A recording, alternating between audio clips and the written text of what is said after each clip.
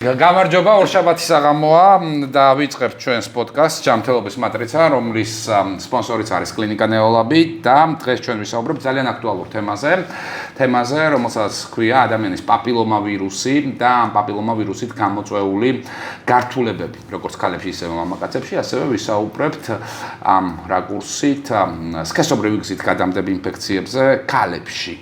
და მე მინდა დიდი სიამოვნებით წარმოგიდგინოთ ჩვენი პოდკასტის სტუმარი, ექიმი რეპროდუქტოლოგი, ნეოლაბის რეპროდუქტოლოგი, ეკა კვირკოლია, ეკა სალამი. გამარჯობა. როგორ ახარ? მიხარია რომ დღეს ესე მოგვეცემა პირისპირ ერთმანეთთან საუბრის შესაძლებლობა. უყურებ პირველ რიგში მინდა დავიწყოთ ვიდრე აი ამ თემებს შევეხებით. შენი კონტენტი ძალიან საინტერესო კონტენტით ხარ წარმოდგენილი სოციალურ ქსელებში. და მე ვფიქრობ, რომ საზოგადოების ქცევა რაღაც გარკვეულწილად ჩემმა კონტენტმა შეძლო და შეცვალა, იმიტომ რომ მე რომ ვუყურებ ხოლმე კომენტარებს შენი ვიდეოების ქვეშ ძალიან ბევრი ქალი გწერს. მათ შორის არა მარტო ახალგაზრდები, არამედ ის ცოტა ესეთი 40 პლუს ქალები, რომლებიც ბევრ რაღაცას ახლა ეცნობიან, ხო? როგორ დაიწყე ამ კონტენტის შექმნა სოციალურ ქსელებში, რა იყო შენი ინსპირაცია, რომ რამ გადაგეწყვეტინა მაგალითად რომ ცალხელში დაგეჭირა ხო რაღაც მინსტრუალური ჭიქა და მისი გამოყენების წესები გესწავლებინა ან დაგეხვია მაგალითად ქაღალდის პაკეტი თვალით გამოგეჭყიდა და გეთქვა რომ აი ასე გამოიყურება გინეკოლოგის თვალი, როდესაც ის საშოში იყურება, ხო? აი რა ეს ინსპირაცია რა იყო ამ კონტენტისა, ამ ძალიან თამამი და ძალიან საჭირო მე ვფიქრობ. შარდან დავიწყებ ზოგადად ჩემი ინსპირაცია ეხა ხარ შენც, იმიტომ რომ შენ უკუკავშირს მაძლევ შენ პერსპექტივაში შენ რა აღიქვი, შენ დააკვირდი კომენტარებს, დააკვირდი ადამიანების ქცევას, ის რომ რაღაც თავიდან ილანძღებოდნენ და ეხა პირიქით კითხვებს სვავენ. რა თქმა უნდა გავითვალისწინოთ ისიც რომ ეს არის ძალიან ტაბუირებული, მაინც ძალიან პირადი თემები და რეალურად ყველა არ ალაიქებს, არც აკომენტარებს, უბრალოდ ამ ძალიან მოდი ვაღიაროთ დიდი გამბედაობა ჭირდება იმას, რომ მან ეკა კვირკოლიას კონტენტი და კომენტარო ან დალაიქო. მაგრამ ძალიან ბევრი უყურებს, უსმენს და შეიძლება ლაიქი გაუჭირდეს. კი, ან მაგალითად როცა მყავდა 70,000 გამომწერი, ეხლა ნუ მეტი მყავს, მაგ დროს რაღაც 1,5 მილიონი ნახვა ქონდა ვიდეოს და ჩართულობა, ეს იმას ნიშნავს, რომ არ გიწერენ, ან ლაიქებს საერთოდ შეიძლება არ ქონდა. ნუ ეს არის რაღაცა პარადოქსი, ხო? მაგრამ რეალურად თქვენ ხალხი ხართ ჩემი ინსპირაცია, იმიტომ რომ ის რაღაცებს მწერენ, რაც შეიძლება კლინიკაშიც ვერ ნახო, იმიტომ რომ რაღაცა გადაუდებელი სიტუაცია აქვს, თუნდაც სექსუალური ტრავმა, რომ ვიღაცას მაგალითად ლაგამი ჩაუწყდა სექსის დროს და ამას წერს რაღაცა წყვილი, რომ აი რა ვქნათ და მთელი ამბავი და ნუ შენც რაღაცა მე ამას ეხმარები შორიდან ვიღაცა სადღაც კვიპროსზე ისვენებს, იქ რაღაცა მოხდა, იქ გადაუდებელი კონტრაცეფცია, აბა კვიპროსზე ვიშავოთ და ნუ ძალიან რეალურად ძალიან ექსტრემალურია, ჩემთვისაც ძალიან ექსტრემალურია, ნუ რა თქმა უნდა, სხვა შორის კაცები პირველ რიგში იყო ჩემი დიდი ინსპირაცია, იმიტომ რომ თავიდანვე რატევდა ვიდეოს სულ აინტერესებდათ, რომ აი მე მყავს ცოლი, მე მყავს შეყვარებული და ასე შემდეგ და მინდა რომ ვიცოდე მასზე მეტი, მინდა რომ სიამოვნება მივანიჭო, მინდა რომ დავიცვა, დავეხმარო და ყველა საინტერესო ის იყო აი ჩემი პროტესტი, რომ აი ქალებს თუნდაც ორსულობის დაგეგმვისას არ მოყვებოდნენ ხოლმე კაცები და ანუ გამოყრენენ ჩვენ პაციენტებს ძალიან ხშირად მოყვებათ შეყვარებული, პარტნიორი, ქმარი და ასე შემდეგ და ძალიან ამაყი ვარ იმ ხრივ რომ რეალურად სქესობრივი განათლება არ არის სქესით განსაზღვრული, ანუ ყველასია ჩვენია ერთმანეთზე ზრუნვის ნაწილია ჯანმრთელობა, ხომ ეს არის სულიერი და ფიზიკური ჯანმრთელობა. თავიდან დაიწყო იმით, რომ რა თქმა უნდა ძალიან საფრთხეები რაც იყო ჩემს რეზიდენტურაში, ასე ვთქვათ, საფრთხეები რაც ბავშვებს და ზრდასრულებს ემუქრებათ და ისინი თუნდაც მაშინ როცა ძალადობის მსხვერპლები იყვნენ და მოდიოდნენ გადაუდებელ სამიანო გინეკოლოგიურ განყოფილებებში, მე ყველაფერს ვხედავდი. ასევე ინსპირაცია ის იყო, რომ ძველი თაობის ექიმები საერთოდ ორგაზმზე არ ეკითხებოდნენ გინეკოლოგები თავის პაციენტებს და მე ვეკითხებოდი და ანუ უამრავი რა, მაგალითად ის რომ თუნდაც ძალიან ცხოვრებისეული რთული მომენტები ძალადობა, როცა ვერც კი აღიქოს ადამიანი, რომ ასე თუნდაც ის ქალი და თუნდაც იყოს კაცი. ამიტომ მან ალბათ ვერ გაჩუმდებოდი ვერც შენ ამ სიტუაციაში მე ესე მგონია. ხო, უყურე რა, ძალიან საინტერესო თემებს შეხედა, მოდი ვიდრე ვთქვათ პირობითად ვამბობ ისევ პაპილომავირუს შევეხებით და ვთქვათ იმ დაავადებებს, რომელზედაც უნდა ვისაუბროთ დღევანდელ პოდკასტში, შენ ახსენე სიტყვა სიამოვნება. როგორ ფიქრობ, აი, როდესაც სექსუალურ განათლებაზეა საუბარი და ახსენე ის, რომ მაგალითად ძველი ყაიდის ექიმები ქალებს არც კი ეკითხებოდნენ ორგაზმთან დაკავშირებულ შეკითხვებს არ უსვამდნენ, ხო? აი, სიამოვნება რომ ახსენე, ხო? აი, საქართველოში სექსის დროს კაცს უფრო სიამოვნებს თუ ქალს? ალბათ მათ უნდა ვკითხოთ რა დაგვიწერო კომენტარებში.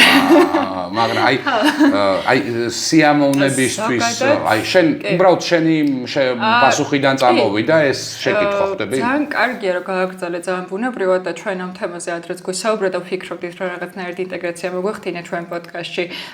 სიამოვნება ნახე, ანუ ადამიანს აქვს ამიგდალა და ემოციური ტვინი. ანუ ადამიანის გვაქვს აჯილდოების და დასჯის სისტემა ტვინში. ანუ ადამიანებს რაღაც სიამოვნებს, რაღაცა გვაჯილდოებს და ამ სიამოვნებით ჩვენ რეალურად ჩვენ ფიზიკურ ჯანმრთელობასაც განსაზღვრავს, იმიტომ რომ ორგაზმი, რომელიც არის სიამოვნება, ჩვენ გვიწევს იმუნიტეტს, ჩვენ გვაყენებს უფრო კარგ განწყობაზე, უფრო პროდუქტიულები ვართ, ფიზიკურად უფრო ჯანმრთელები ვართ, უფრო სხვა შორის ძნელად ვცივდებით ზამთარში და ასე შემდეგ. ვისაც ბევრი ორგაზმია. ვისაც ბევრი ორგაზმია. დამოკიდებულია ესა ვაგინალური ორგაზმია თუ არა ვაგინა? ეგ კარგი კითხვა, იმიტომ რომ პირველ რიგში ეგ მითი უნდა დავამსხვრიოთ, იმიტომ რომ ყველა ორგაზმი ქალის შემთხვევაში არის კლიტორული. ანუ ვისწავლოთ სად არის კლიტორი, ვიპოვოთ ეს კლიტორი ჯერ პირველ რიგში ჩვენ ქალებმა რო ჩვენ პარტნიორებს ვაჩვენოთ, ანუ ტექნიკურად ის ქალები, რომლებიც ცდილობენ რომ რაღაც საკუთარი თავი საერთოდ არ გაუცნიათ, რაღაცა გათხოვდნენ თუ პირველად დაიწყეს ეს სქესობრივი კონტაქტი, ჯერ საკუთარ ვულვას არ იცნობენ, სახელი არ დაურქმიათ, არ უნახავთ სარკით, არ დაუთვალიერებიათ და ნუ მოხდა პენეტრაცია პენისით, სად არის ორგაზმი, ვერაფერს ვერ გრძნობ, რატო? იმიტომ რომ შენ სექსუალობა არ არის ჩამოყალიბებული როგორც იდენტობა ფსიქოლოგიურად და შენს ასე ვთქვათ, სასქესო ორგანოს არ იცნობ. ხო არ დავიკიდოთ პაპილომა ვირუსის დაავადებებს.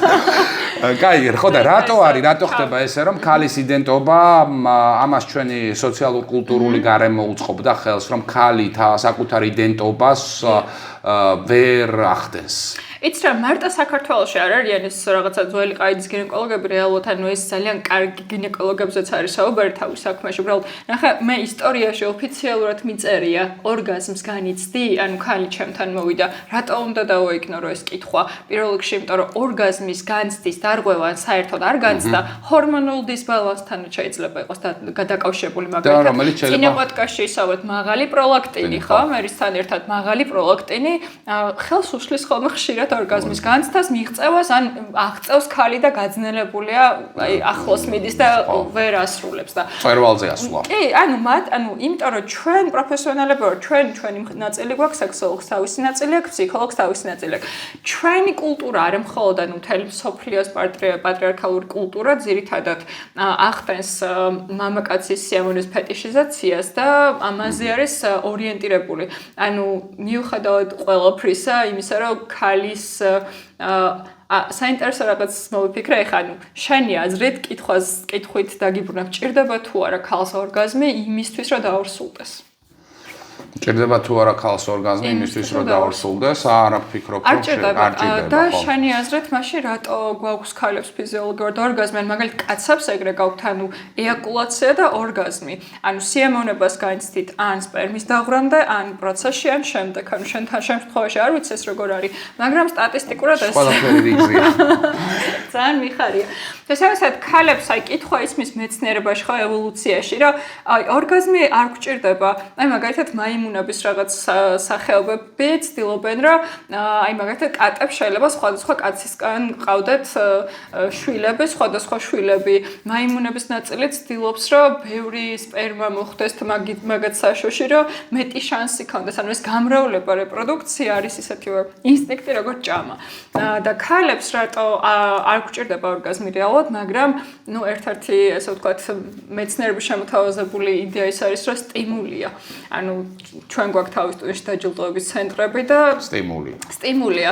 იმისთვის რომ უფრო კარგად გავმრავლდეთ. ხო, თუმცა როდესაც სრულფასოვან სექსზე ვსაუბრობთ, ხო, მე ვფიქრობ, რომ ახლა ძალიან ბევრი მამაკაცის გვიყურებს და ნებისმიერი მამაკაცისთვის ძალიან მნიშვნელოვანია, რომ მისი პარტნიორი ქალი განიცდიდეს ორგაზმს. რეალურად კი, მაგრამ ქალები იტყუებენ, რომ განიცდიან ორგაზმს და რატო იტყუებენ, ამაზეც მაქვს ჩატარებული გამოკითხვა და რამდენიმე მიზეზი არსებობს. შენ შეგიძლია იმშევა. ბევრი მიზეზი არსებობს, თუნდაც ის რომ შენ პარტნიორს უფრო მეტად თავდაჯერებულობა შესცინოთ, ან ეს პარტნიორი თუ ფინანსურად ძლავრი ადამიანია და გინდა რომ შეინარჩუნო, ხო, რატომაც არა. ხო, რა ვიცი, რატომაც არა, რა ვიცი, კარგი ქალი ზოგადად ბუნებრივი იქნება თუ მაკიაჟს იყენებს, ზოგადად მაგიდან დავიწყოთ, რომ ძვირია, ქალი უფრო ძვირი ღირს, იმიტომ რომ ჩვენ გვჭირდება მენსტრუალური პროდუქტები, ჩვენ გვჭირდება უფრო მეტი დასვენება, ჩვენ უფრო მეტი ძილი გვჭირდება, შემოსა ჩვენ უფრო ძვირი ვართ ეკონომიკისთვის, ვიდრე კაცები. კაცებს დილიდან გაქვთ ერექცია, მთელი დღე ტესტოსტერონის 24 საათიანი ციკლი გაქვთ, ამ დილიდან ხართ ხოძე ენერგიაზე და საღამოს გეძინებთ მარჩა.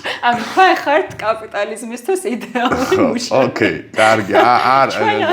სამწუხაროდ ესე არ ვარ. შესაძლოა ხან გტკივა, ხან უცელი, ხან მენსტრუაცია, ხან PMS, ან ფიზიოლოგიურად უბრალოდ ესე არის.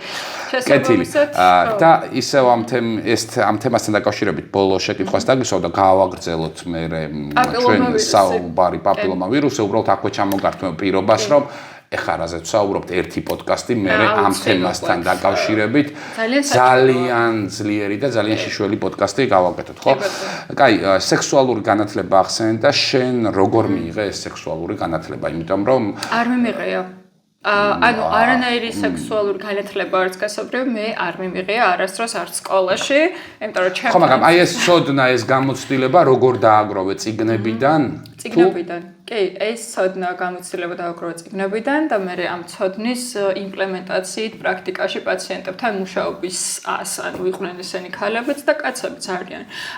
ანუ ყველას აქვს ხოლმე ეგ კითხვა, იმიტომ რომ ჩვენთან სქესობრივი განათლება და ეს არ არის სქესობრივი განათლება, ანუ თუნდაც სექსუალური, ხდება თითქოს პორნოგრაფიის ყურებით. რეალურად ეს არასწორია, იმიტომ რომ ამას თავის ძალიან ბევრი უარყოფითი მხარე აქვს. ან პორნოგრაფიაში როგორც არის სექსი, რეალურად ეგეთი არ არის. პორნოგრაფიაში როგორც არის სასქესო ორგანოები რეალურად ეგეთი არ არის, რომ ყველას ინდივიდუალური აქვს პენისიც და საშოც და ბულვაც და მე გვიყალიბდება კომპლექსი, რომ აი მე ეხა პლასტიკა მინდა, მე ეხა გადიდება მინდა და ამ შემდეგ. ნუ მაგის გარდა თვითონ წარმოადგენა თვითონ ამ ყველაფერზე და ნუ მე ანატომია განათლება და ძალიან საინტერესო გოგო ხარ შენ, ძალიან საინტერესო და აი მოუთმენლად ველი ზუსტად ამ თემებზე ჩვენს ძალიან დიდ პოდკასტს და მაყურებელს აუცილებლად ვპირდებით, რომ ამ თემებზე ვისაუბრებთ ძალიან საინტერესო. და მართლა შეგიძლია რომ წიგნებიდან დააგროვო, იმიტომ რომ არსებობს ძალიან კარგი ორი ასოციაცია, ევროპის, ამერიკის და საერთაშორისო სექსოლოგთა ასოციაცია, რომლებიც ყოველ დღე უამრავ ისეთ კარგ სიახლეს და კვლევას გვთავაზობენ და აქვთ უამრავი კურსები და გავიანე მათი უნივერსიტეტიც ასევე, რომელიც მართლა, არ ვიცი, უნდა ვისწავლოთ ექიმებმა. და კაი, მაშინ ბოლო კითხვაც რა. შენ როგორც ქალი ამ ცოდნამ და ამ გამოცდილებამ უფრო რეალიზებული გაგხადა შენს პირად ცხოვრებაში? მე როგორც ქალი, ხო, პირადი კითხვა არის, მაინტერესება საით წაიყვანდი და რა მხრივ ალბათ კი, ანუ მე არ მცხოვრია ამის თქვა, იმიტომ რომ ამ ცოდნა პირველ რიგში როგორც ქალი საკუთარ თავთან გამხადა ძალიან რეალიზებული. მე თუ არ მომწონს საკუთარი თავი, არ მიყვარს, მე თუ არ ვიცი საკუთარ თავს როგორ მივენჭო სიამოვნება, შესაბამისად შეუძლებელია ვინმე აუხსნა ეს როგორ უნდა გააკეთოს. მე თუ არ მიყვარს საკუთარი თავი, ვერ დავუჯერებ რომ სხვას ვუყვარარ და ვერ შევიყვარებ სხვა სათანადოდ ჩავიაცრე. ძალიან ესეთი charming გოგო ხარ, დიდი შარმი. კარგი, გადავიდეთ პაპილომა ვირუსზე. ხო, სამწუხაროდ ამ ვაქცინაციის მოცვა მიუხედავად იმისა, რომ არის კალენდარში ადამიანის პაპილომა ვირუსის არის ძალიან დაბალი. ჩვენ ვიცით, რომ ამ პაპილომა ვირუსის შტამები, განსაკუთრებით ეს არის მე-16, მე-18, 45 შტამი იწვევს 70% ფაქტობრივად შემთხვევებში საშვილოსნოს ხელისყიდვას, რომელიც ძალიან ახალგაზრდა ასაკში ვითარდება და ერთ-ერთი ბევრად უფრო აგრესიული ონკოლოგიური დაავადებაა, ვიდრე მაგალითად რო შევადარებთ საშვილოსნოს დანისკიბოს. დიახ.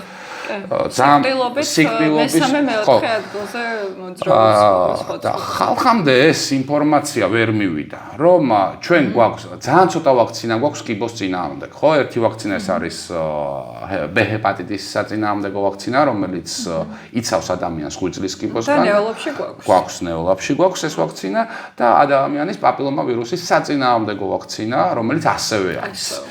ნეოლაბში და ასევე ნეოლაბში ვახორციელებთ გენოტიპირებას, რაც ასევე ძალიან მნიშვნელოვანია და ამ გენოტიპირებაზეც მინდა რომ ჩვენ ვისაუბროთ, ხო? ხალხამდე მაინც ვერ მივიდა, იცი, რაღაცას ბევრი სტიგმა დადევს ამ ვაქცინებს. მაგალითად რა? მაგალითად ის რომ ბევრი ამბობს რომ ამბობს რომ უშვილობა შეიძლება გამოიწვიოს აბსოლუტურად ესეთი მტკიცებულებებზე არადამყარებული მითია ეს რომ საიდან მომდინარეობს ეს მითები ანუ რაღაც გადმოცემით ანუ აი არქსმენია შენ გამიახავს ამბობ? არქსმენია ჩემს ირგვლივ ჩემს ნათესავებსაც უთქვამთ ჩემთვის რატო აიცარი შვილი არ გეყოლება და უამრავი პაციენტი ყავს ვინც არის აცრელი და შვილები ყავთ ჩემს თვალწინ იმშობი არის და უამრავი მეგობარი ყავს ესეთი უამრავის მიღმა არანაირი სამედიცინო მტკიცებულება არ არსებობს ამასთან დაკავშირებით რომ ჩვენ გვაქვს კონტრარგუმენტი გიო ის რომ პაპილომა ვირუსისგან გამოწვეული საშვილოსნოს ყელის კიბო შეიძლება გამოიწვიოს უშვილობა ან მის მიერ გამოწვეულმა დაზიანებამ ეს გამო მოგვიწიოს საშვილოსნოს ყელის ნაწილის ამოკვეთა კონიზაცია რისი გართულებაც არის მერე სტენოზი ანუ შევიწროება საშვილოსნოს ყელის და ყელის ფუნქცია ერთ-ერთი რა არის ის რომ ეს კუნთოვანი ორგანო საშვილოსნო რომელიც სრულად კუნთია წარმოიდგინე შეგნით ბავშვია ხო მთელი ორსულობაში და ყელის ფუნქცია ის რომ მოუჭიროს და არ გამოვარდეს გარეთ ეს ბავშვი შესაბამისად ეს ყელი თუ მოკლდება ვერ იზრდება არ არის ძლიერი სადაც ამოკვეთილი აქვს ნაწილი იმიტომ რომ დაზიანება ქონდა უკვე შენ პაპილომა ანუ მაგასაც ამცირებ. და ასევე მკურნალობაც ვახსენებ, ხო, აქ არის ძალიან მძიმე მკურნალობა მიმდინარეობს, შეიძლება კონდეს რადიოთერაპია ჭირდება, ქიმიოთერაპია ჭირდება პაციენტს და რა თქმა უნდა, აი ამ მკურნალობების ფონზე შეიძლება რეპროდუქციული ფუნქცია ქალის სრულად იყოს დარღვეული და შემდგომ თქვათ დაუშვათ შეიძლება სუროგატი, დედაც კი დაჭი, ანუ თუნდაც ამ ყელის ფუნქციები ჩამოვთვალოთ, ხო? ანუ ორსულობა შენარჩუნება, ის რა ქვია, მენსტრუაცია გამოდის, ასე ვთქვათ, მენსტრუაციის დროს, ოვულაციის პროცესი, ოვულაციის დროს ყელი თვალს აღებს, გუგის ეფექტი ქვია მაგას, რომ სპერმატოზოიდები შევიდნენ ეაკულაციის შემდეგ და ორგაზმის ფუნქციაში ჩართული ასევე ქალები, ვისაც კონიზაცია ყელის ამოკვეთა და მსგავსი პროცედურები აქვს ჩატარებული, მათ უკვე სექსუალური დარღვევებიც იკოთება მათ. კიდე უყურე რა არის ადამიანების დიდ ნაწილს გონია, რომ თუ ისინი ჩაიტარებენ პაპ ტესტს, როგორც შენ თქვი, პაპა ნიკოლაიუსის ტესტი, ხო? ეს მათ აზღვევთ იმისგან გებულობენ აქვს თუ არა პაპილომავირუსი. რეალურად ეს ასე არ არის. იმიტომ რომ აი პაპილომავირუსი პაპ და პაპ ტესტი რაღაც 2-300 პოზერახან იწყება, ჩემი აზრით ეს არის რომ ამის გამო ახდენენ ერთმანეთთან იდენტობის. ხოლო თან ნახე, აი მე რო ვიდეოს წერო, ანუ ექიმი, ანუ კამერა მიდევს რაღაც საშოდან იყურებ თქოს კამერა და შეგით რაღაცებს ვიქექები. ანუ მაგის ასე ვთქვათ ქვე ტექსტ ერთად ის არის რომ ექიმი გვიხსნის თუ არა რას აკეთებს. პაპ ტესტი აგიღეთ ან დავუშვათ და რაღაც 3 წელში კიდე მოვით ან მორჩა. ანუ ექიმმა გითხრა ან ჯანდაცვა გვიხსნის რა არის პაპ ტესტი ექიმი მათ შორის გვიხსნის ანუ რა გაგიკეთა აი არ ვიცი პაპილომა ამიღო თუ მგონი ამიღო და მე ვნახულობ რომ პაპ ტესტია ხა შენს მიუხვდი რომ ეგეთ შემთხვევები ნანახი. შესაბამისად, მან კიდე ერთი რაღაც იკვეთება, ანუ განვითარებადი ქვეყნის პროტოკოლი და განვითარებული ქვეყნის პროტოკოლი. მაგიტომ მივისწრაფით ჩვენ ევროკავშირში და ამერიკის მიმართულებით, რომ ჩვენ ვიყოთ მდიდრები, რომ ჩვენი ჯანდაცვა პირველადი გვაძლევს საშუალებას, რომ პაპ ტესტი იყოს ნამდვილი პაპ ტესტი. მასში შედიოდეს როგორც პაპილომა ვირუსები, ასევე საშვილოსნოს ყელის უჯრედების კვლევა. ეგრე არის ამერიკაში და ჩვენი პაციენტები რომ ამერიკიდან ორივე ერთად აქვს. ხო და კიდევ იცი რა გეთახმები აბსოლუტურად ასე უნდა იყოს და ასევე მე ვფიქრობ რომ ცნობიერების თვალსაზრისითაც ადამიანის პაპილომა ვირუსთან დაკავშირებით არ მიდის დიდი საზოგადოებრივი კამპანიები და ბევრმა უნდა ისაუბროს იმიტომ რომ ყველა უნდა იყოს ამის ელჩი. ხო ეს არ არის მარტო პირობითად თქვა ქალების დაავადება ხო კაცებში იწევს ეს ასოს თავის კიბოს, ანუსის კიბოს, განსაკუთრებით თუ ეს ეხება MSM-ებს, მაგალითად ხორხის კიბოს, პირხახის კიბოს და ასე შემდეგ, ხო? ანუ ეს უკვე დამტკიცებულია, რომ ანუ ეს ვირუსი ეხ არის ეპიდემია პირხახის კიბოს სხვათა შორის ბოლო წელი. კი, იმიტომ რომ ორალური სექსი აქვს ხალხთან დაუცველად, თან რაღაც გაურკვეველ ადამიანებთან ვისი სტატუსიც არ ვიცი და HPV-ს და ძალიან ბევრს აქვს და პლუს აუცილებლები არიან და 10 რა ორალური კიბოსგანაც გვიცავს. ეგ არის ყველაზე მნიშვნელოვანი.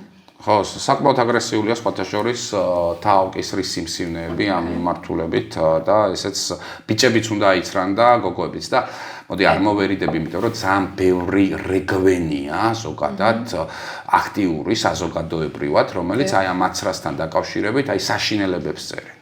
ეს მათი არჩევანია.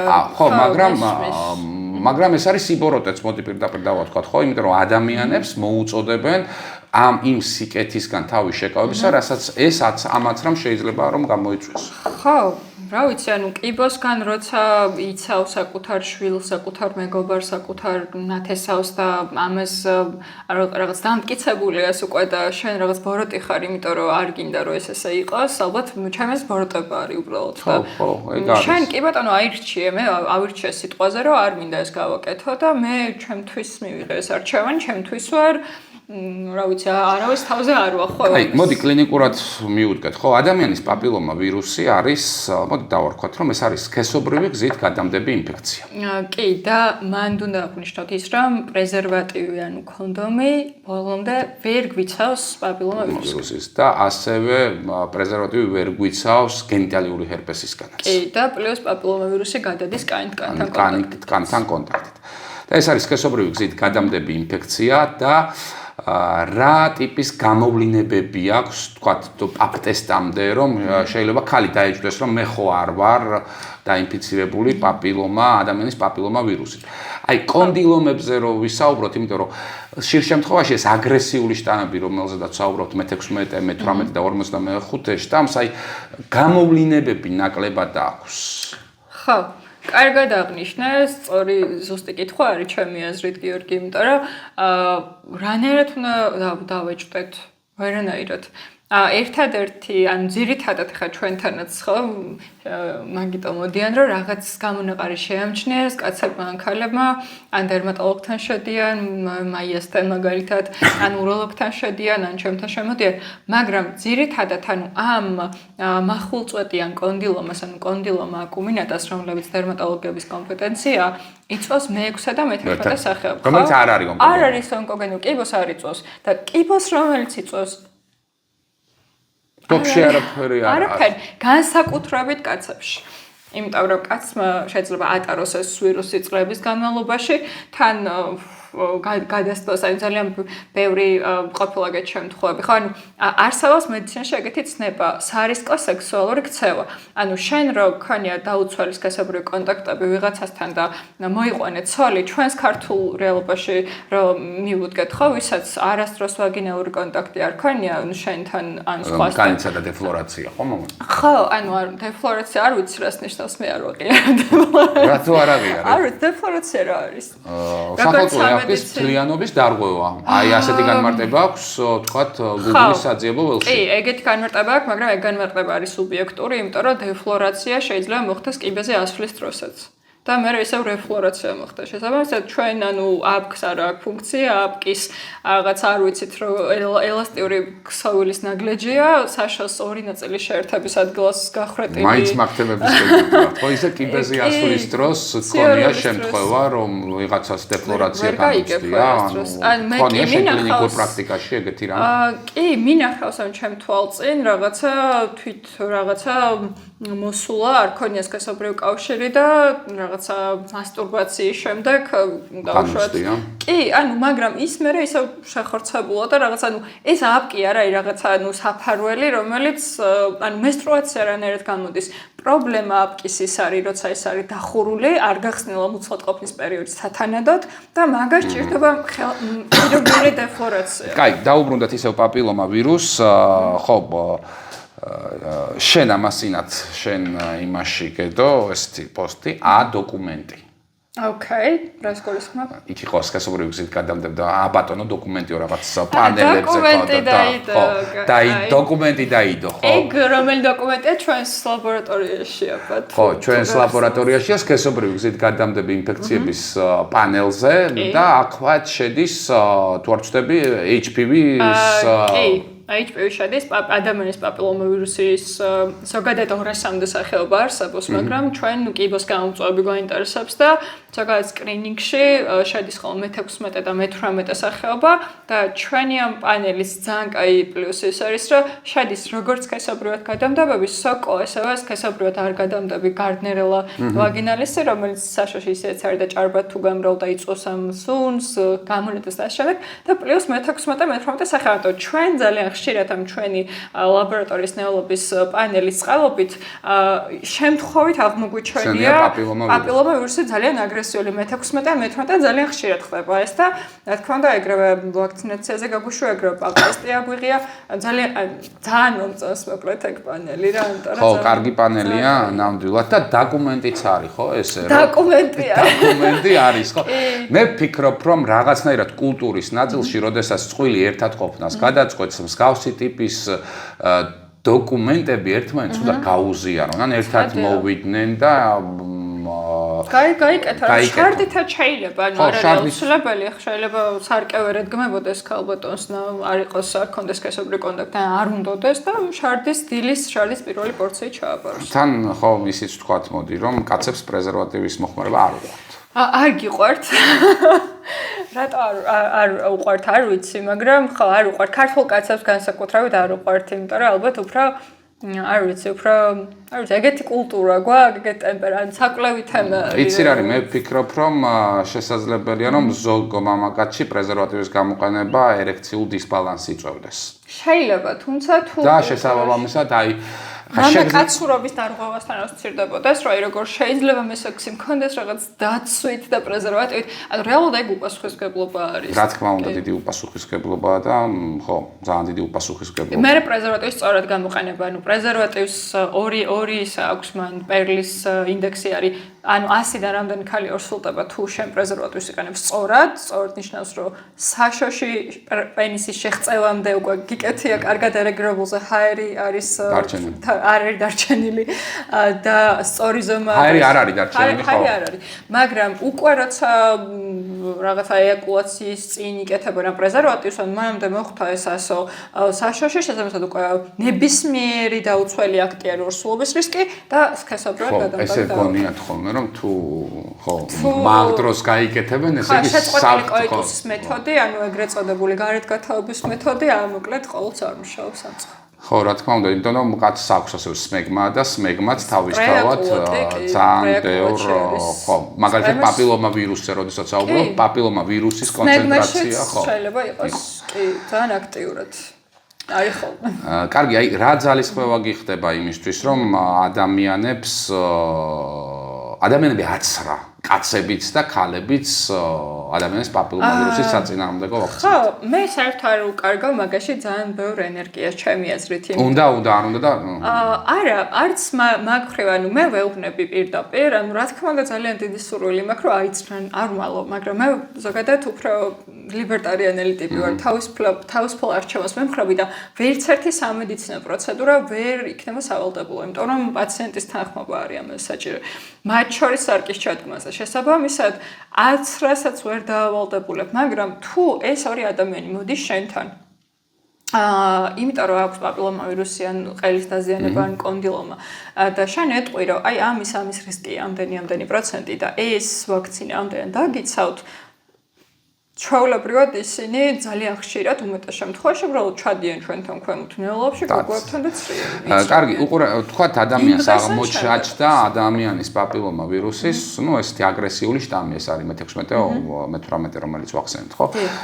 ამ ადამიანის პაპილომავირუსის საწინააღმდეგო მკურნალობა მსოფლიოში არ მოიპოვება გარდა იმისა, რომ ის დაზიანებული ნაწილები უნდა მექანიკურად თუ არის დაზიანება, ხო? აცრას ამ შემთხვევაში რამდენად აქვს? ძალიან კაი კითხვა, გიждები დღეს შენს კითხვებზე. იმიტომ რომ რაღაცა მითები მოიძია თუ საიდან ძალიან ლოგიკური კითხვებია. ეხლა რა აზრი აქვს აცრას თუ მაგ პაპილომავირუსი ან თუ მქონდა სექსი უკვე და ეხლა რა აზრი აქვს ან უკვე თუ გადასადებია გადამეტებოდა და ასე შემდეგ მსგავსი დასკვნები. ძალიან ლოგიკური აქვს დასკვნები, მაგრამ აი აქ შემოდის ზუსტად მტკიცებული ფაქტები და ექიმი.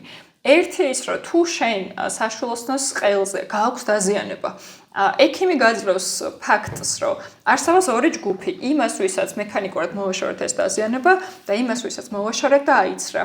იმათ, ვისაც მოვაშორეთ და აიცრა, განმეორების შემთხვევები შეუმცირდება. მაგრამ ისინი, ვინც არ აიცრან, რატო არ ვიცით რატომ, მაგრამ სავარაუდოდ ჩვენ სახში ვერ გავყოფით მათ და ყოველდღე ვერ დავტესტავთ, მაგრამ სავარაუდოდ არის რაღაც წყარო, საიდანაც ან სხვა სახეობები, ან ისევ იგივე სახეობებით ინფიცირდება. შესაძლოა იმუნიტეტი კი ამარცხებს 6-დან 24 თვეში ამ მე-16 სახეობასაც, მაგრამ თუ ვერ დაამარცხებთ და დიდხანს არის ეს ვირუსები ორგანიზმში, უფრო მეტი შანსია, რომ საშუალოს ყელი მაგალითად ძალიან დაზიანდეს, მათ შორის კიბოსწინარე და კიბოს შემთხვევებიც იყოს გამოწვეული. აქვე, როდესაც კიბოზე და კიბოსწინარე დაავადებებზე საუბრობ, შენ კლინიკურ პრაქტიკაში თვის განმავლობაში დაახლოებით რა რაოდენობის საშუალოს ყელის კიბოს დიაგნოზის დასმა გიხდება, ან თქვათ კიბოსწინარე დაავადებების.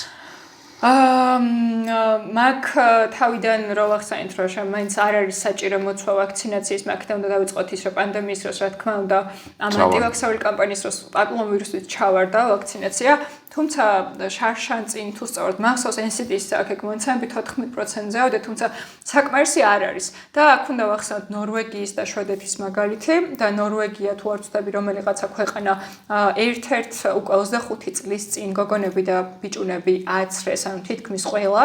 შესაბამისად, მათ უკვე 25 წლის ასაკის პაციენტებში უკვე მას აყავთ აცრილი. და მას აყავთ აცრილი, მოცულობა იმ 100,000-ზე ან კონკრეტული რაოდენობა არსებობს, რაც უნდა იყოს აცრილი ამ პაპილომავირუსის ვაქცინით და ჯან მოსუტევს ეს კრიტერიუმები და მე უბრალოდ არ ვარ ეპიდემიოლოგი და ამაში არ შევალ, მაგრამ ისინი, ანუ ის მათი მთლიანი მასა, რომელიც აიცვათ ახლა 25 წლის, არც ერთს არ აქვს საშუალოს ყელის დაზიანება ამ პაპილომავირუსს, ანუ ვაუ, გავიმარჯვოთ კიბოზე.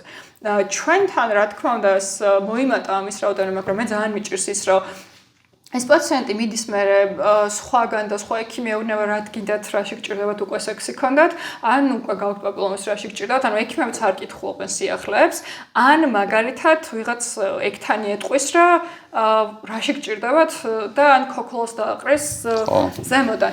შესაბამისად ჩვენთან უფრო მეტად ხშირია რომ პაპილომავირუსი აღმოვაჩინა, იმიტომ რომ მე ძალიან აქტიურად ვიყენებ ამ 12 საგუგუდო ინფექციის პანელს და ან მან აღმოვაჩენთ, ან პირდაპირ გასინჯვისას თუ ყელი არ მომეწონება, პაპტესთან ერთად თავაზობთ რომ პაპილომავირუსი. შესაბამისად ჩემთან ძირითადად სინერთი ან სინორი არის ხოლმე თვეში სადღაც არ ვიცი, ალბათ 10 და მეტი, სადღაც 10-20 შემთხვევა, გაიჩნია ხა თვესაც აგვისტო მაგალითად უფრო პასიური თვე ყველა ისვენებს, თუმცა ექიმზია მანდაც და ლაბორატორიაზე რამდენად კარგი ლაბორატორია, რამდენად მეტი სერვისი გაქვს, იქვე ვაქცინაც თუ გაქვს, შენ თუ ინფორმაცია გაქვს და პლუს უზიარებ ექიმი რესურსებს, მათთვის გასაგებენაზე უხსნი, უფრო მეტი შანსი გაქვს, რომ აღმოაჩინო, შესაბამისად აღმოაჩინო არა უკვე კიბო ინსიტუ, კარცინომა ინსიტუ, არამედ კიბოსწინარე დაავადებები.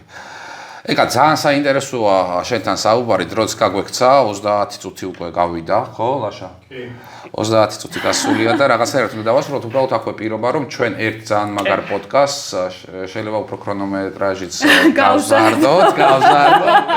გავზარდოთ და ხო, ლაშა შემოგვიერთდება მაგ პოდკასტში და ვისაუბრებ ძალიან საინტერესო თემებზე. მოვიწვიოთ ვინ პაციენტიც შეიძლება რომ მოვიწვიოთ.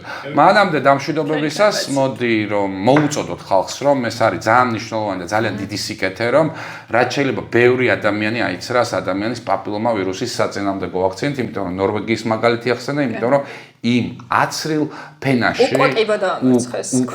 ქვეყანამ კიბო დაამარცხა კონკრეტულ ასაკში, სადაც არც ერთი გამოვლინება არ არის საშუალოს ყელის კიბოსი და ამ პაპილომავირუსით გამოწვეული სხვა სიმსივნეების. მოკლედ ავიცრათ, კლინიკა ნეოლაბი არის ჯანმრთელობის მატრიცის სპონსორი. გვესტუმრეთ კლინიკა ნეოლაბში, სადაც სტარდება პაპილომავირუსის გენოტიპირება და სრული დიაგნოსტირება და არა მარტო ქალების, არამედ კაცების ჯანმრთელობა ძალიან მნიშვნელოვანია. ყველას ჯანმრთელობა მნიშვნელოვანია და დავამატოთ ისიც, რომ ბევრი ლაბორატორია აკეთებს რაღაცა ბევრ შტამებს, რა 37, 50.